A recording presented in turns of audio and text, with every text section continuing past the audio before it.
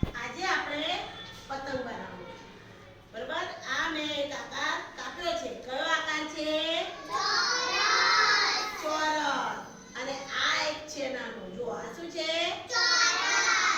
આ મોટો ચોરસ અને આ નાનો ચોરસ. આમાંથી આપણે પતંગ બનાવવાનું છે. શું બનાવવાનું છે? પતંગ.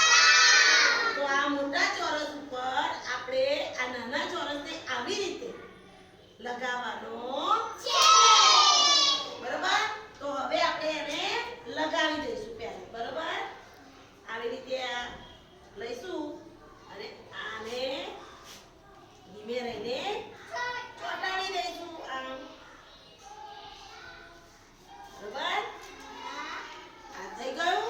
હવે બીજા બે આપણે લંબચોરસ લીધા છે તો એને પણ બે ખૂણામાં આપણે આમ લગાવવાના છે. ચલો આપણે એમ પણ લગાવી દઈશું. બરાબર? એક અહીંયા લગાવીશું,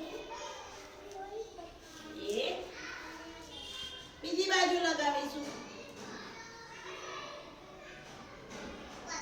ચલો આવી રીતે આપણે પતંગ બનાવવાના